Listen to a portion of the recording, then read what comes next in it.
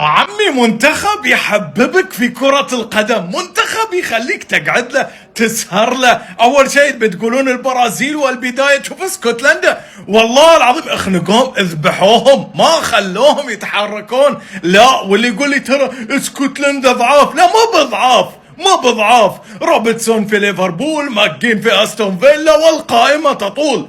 ثلاث ارباعهم في اوروبا، ثلاث ارباعهم في انديه كبيره في اوروبا. المشكله المنتخب المغربي يحببك في كره القدم، تستمتع. مو منتخب بس يدافع عشان يطلع بالنقطه، لا، منتخب عارف انه عنده امكانيات، عارف انه قوي، عارف انه يزلزل اللي قدامه. يا جماعة الخير، شوف أنا ما بحلم وبقول لك كأس العالم وما كأس العالم، ولكن يخرب بيتهم يخلونك تحلم، يخلونك تحلم. يعني والله العظيم أنا مو بقاعد أتخيل إن في منتخب في العالم ما راح يعاني أمام المغرب أبدا.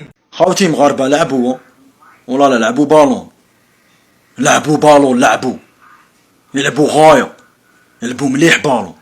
ما نقولش الله يبارك، ما نقولش الله يبارك، ما نقولهاش ثاني، ما نقولهاش. بالك العين يفوت بين عينكم، ما نقولش الله يبارك. سايباري خويا تلعب غاية بالون، شيخ بالون، تلعب مليح خويا، تلعب غاية، الرباط الصليبي ان شاء الله. بساعدكم. هو ايه ده يا جماعة؟ لا واحدة بقى كده، ويا كاتب التاريخ استنى شوية، انا عايزك في كلمتين. هو ايه اللي المغرب بيعمله ده؟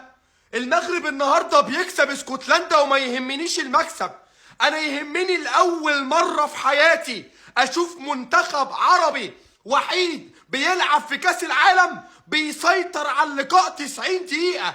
ما اكتفوش ان هم مسكوا البرازيل اكتسحوها، راحوا لعبوا مع اسكتلندا 90 دقيقة يا راجل. اسكتلندا ما شافتش بونو. اللي بيعمله المغرب ده مش عايز التاريخ يكتب عنه، ده عايز الدنيا كلها تسطر عنه. المنتخب المغربي النهاردة استطاع ان هو يكتب اسمه بالذهب. النهاردة المنتخب المغربي هو حديث العالم يا راجل. يكفيني ان جوارديولا يسيب مباريات كاس العالم كلها ويروح يتفرج على المنتخب المغربي، لانه عارف عايز المتعة، عايز الاداء، عايز الاهداف، عايز كل شيء. روح اتفرج على المنتخب المغربي اللي قدمه المغرب امام اسكتلندا. وما تهميش النتيجة 1-0 في الاول وفي الاخر، لكن الاداء.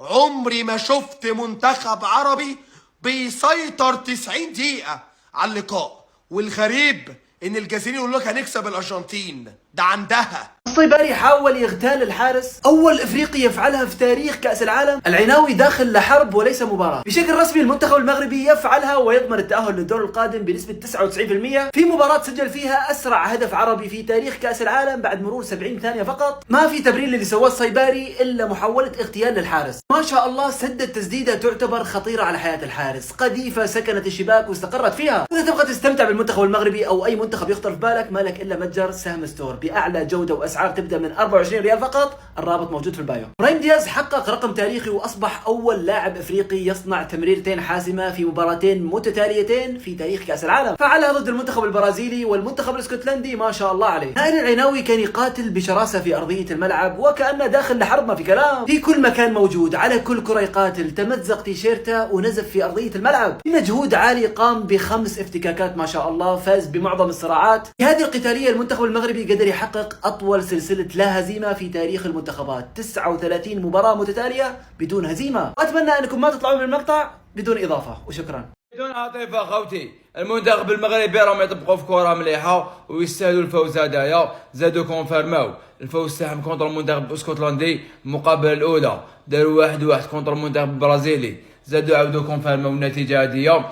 2 دقائق ماركاس بيري الهدف الاول للمنتخب المغربي، اسهل هدف في كاس العالم. الله اعلم هذا هو اسهل هدف في كاس العالم. المنتخب المغربي هكذا راهم تاهلوا الى الدور القادم. الحاجه اللي عجبتني في لاعبي المنتخب المغربي غير ماركاو الهدف الاول، كملوا يضغطوا على لاعبي المنتخب الاسكتلندي في المنطقه تاعهم وكانوا حابين يماركيو الهدف الثاني. اما شفنا البارح ظاهر ايسر مزراوي ده رجل مقابله، كان يديفوندي كان يعطاكي. شفنا اشرف حكيمي ثانيك اشرف حكيمي، هذيك هي نقطه القوه تاعهم، هي اشرف حكيمي الله يبارك مستوى عالي. شفنا ثانيك ايوب بوهدا 18 سنه والله يا خوتي غير الله يبارك، يعرف يلعب مليح البالون، زاد كونفيرم الاداء تاعو كونتر المنتخب الاسكتلندي، والنتيجه هذه مستحقه للمنتخب المغربي. واني نشوف بلي السيناريو تاع 2022 راح يتعاود في 2026 وزيدوا مدونا رايكم انتم. بغض النظر عن النتيجه، بس اي حد ما شافش الماتش ده صدقني مش دي النتيجه الحقيقيه. النتيجه الحقيقيه هو ان المغرب اثبت ان ممكن منتخب عربي ينافس كل المنتخبات الاوروبيه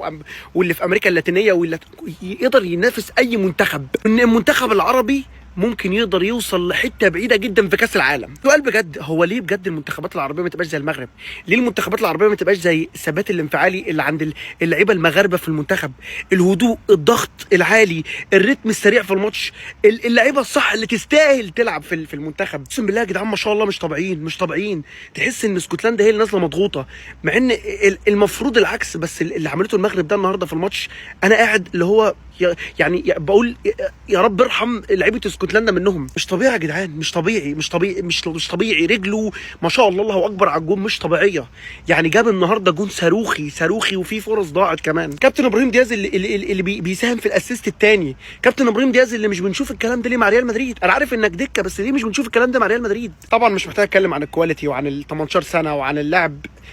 يعني انا مش محتاج اتكلم عن كابتن بوعدي ولا مش محتاج اتكلم. مبروك للمغرب، نتيجه واداء وكل حاجه، ويستاهلوا ان هم يوصلوا في حته بعيده، واتمنى معظم المنتخبات العربيه تبقى بنفس المغرب. يا اخي والله العظيم 3 منتخب تاريخي، والله العظيم 3 منتخب. المغرب ده منتخب للتاريخ. سيبك من الانتصار وسيبك من ان هم بنسبه 99% وصلوا ادوار الاقصائيه. حرفيا المغرب بتصنع التاريخ. المنتخب المغربي عامل سلسله لا هزيمه على مدار 39 مباراه، 32 فوز و7 تعادلات. بس ممكن بس نركن الموضوع ده على جنب. انا بجد مش لاقي فيك كلام اعبر واوصف انت قد ايه جميل بجد، ما شاء الله عليك. انا النهارده سهرت واتفرجت على الماتش مخصوص عشانك انت، بس عشان اعرف ان بوعدي ده هو اللي عمل قصاد البرازيل كان طفره وحصلت، ولا هو فعلا جامد.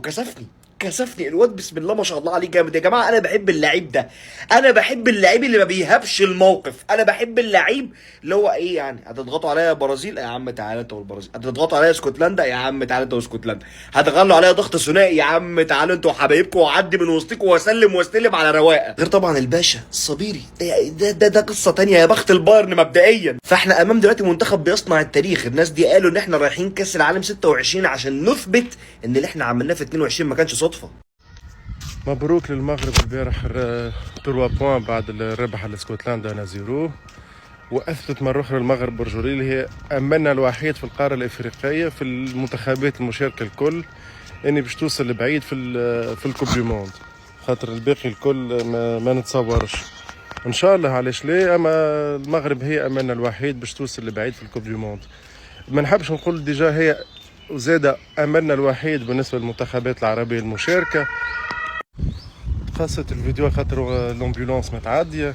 ما نحبش نقول اللي هي املنا الوحيد على المنتخبات العربية المشاركة، على خاطر هي بطبيعتها الكورة معناها العرب فما كان المنتخبات الافريقية اللي تنجم تكور، يعني المنتخبات العربية اللي في اسيا ما تقريبا ما عندهم حتى علاقة بالكورة، يعني خاصة في النيفو هذا نتاع الكوب دي موند. اللي نحب نقوله حاسيل اما ملاحظه واحده على المغرب، يلزمهم برجوليه يركزوا اكثر في النجاعه في البونتوات، يلزمهم يصلحوا شوي من الاتاك باش خاطر البارح طرح كيما البارح كانوا ينجموا يربحوا اكثر من 1 بلاش، كان طرح كان ينجم يوفى 2 بلاش 3 بلاش. الاخوان كيف ما شفتوا كنظم التعليقات ديال الجماهير العربيه على الاداء اللي قدمه المنتخب المغربي ضد اسكتلندا وعلى الانجازات اللي قدمها المنتخب المغربي. ما تنساوش تخليو لايك كومنتير اشتراك باش ديما يوصلكم الجديد، وتحياتي لكم.